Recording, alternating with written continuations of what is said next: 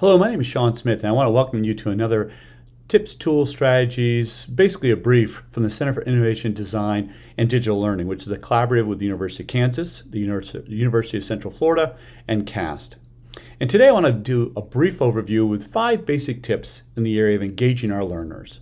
Now, wouldn't it be wonderful to be back in the fall of 2019, or maybe fast forward to the fall of 2022, when our students are able to, without their masks, engage the way we'd like them to engage, interact, be attentive, come to class ready, prepared. Wouldn't that be wonderful? Maybe we're dreaming a bit about that fantasy, about what it did look like back in the fall of 2019. But regardless, what we're left with today is a bit hybrid, remote, or they're there face-to-face but socially at a distance. But when we think of engagement and we think of ways today in the pandemic and COVID, there's a bit of a back to the future element to it. And what do I mean by that? Well, first of all, we want to go back to a framework that we know guides us to how to effectively engage all our learners. Now, the Universal Design for Learning framework does that. One of the principles is engagement. And of course, the 3 guidelines that make up engagement allow us a bit of a map, allow us a bit of a guide. So of course, those bicycles that appear next to the different guidelines, number 1, of course, being recruiting interest, we got to remember that when we do things and we plan things, we design things, be it for hybrid, fully remote, or face-to-face at a socially distance, we got to go beyond recruiting interest. Because remember, when we recruit the interest, we're doing the pedaling and our students are sitting there in those nice, comfortable seats doing very little. We want to take them and guide them, support them, allow for some of that persistence. And we can do it with a number of digital tools, which I'll get to in just a moment. So give some training wheels, which of course, at the end of the day, we want to allow them to self-regulate. So in a way, allow them to be on their 10 speed. But I mention this because the UDL framework allows for, and this is a breakdown, by the way, of the engagement principle, where it gives us not only guidelines, but also checkpoints, and with that, accompanying examples. So number 1, let's go back to the future. Let's go back to the guidelines. Let's go back to the checkpoints. And let's go back to the overall principle that's there within the UDL framework to allow us to guide what we do from an engagement perspective. Okay, Sean, but that's a framework. Give me some tips. Fine.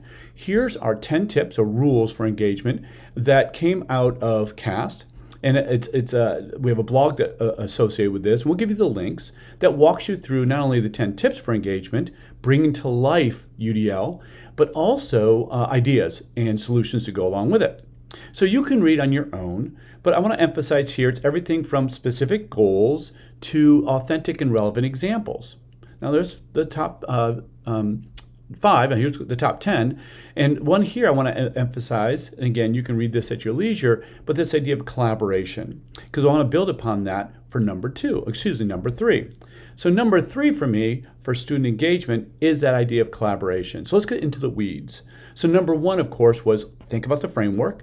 Number 2, here's some tips and ideas to bring the framework to life. Number 3 here is that, well, gosh, collaboration leads to great student engagement. Well, okay, Sean, fine, but what about in this remote digital world? Well, first of all, many of us are doing presentations. Google Slides, of course, is phenomenal for that. We're using it for a number of different reasons, but think about it.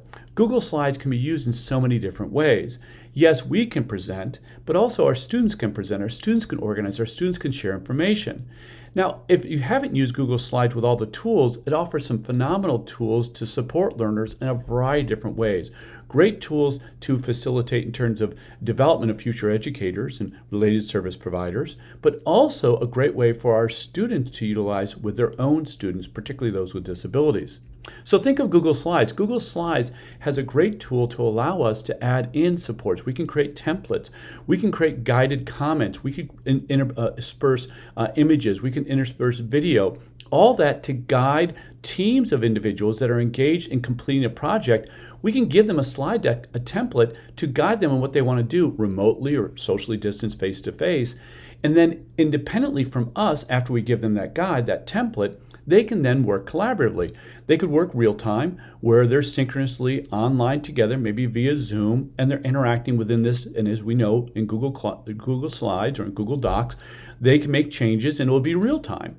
Now, that template I'm talking about, we could be guiding them without being there with notes, ideas, solutions. And then when they see those guides, video, audio, images, they can delete them and make what it is that's appropriate for themselves.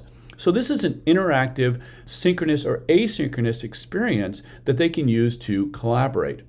Another tool that does this are a lot of interactive whiteboards. Interactive whiteboards allow for students to collaborate, again, synchronously or asynchronously. They could be on Zoom synchronously completing this. They could be completing something that they saw someone do 5 hours ago on the same type of experience. Lots of interactive whiteboards out there. Explain Everything is one of them.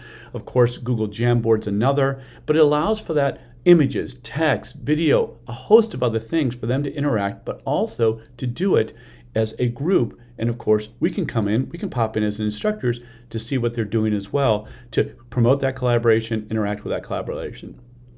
A final tool for this is Padlet. Padlet offers some wonderful opportunities in everything from a board where they can post images and text and audio and websites and a number of other things.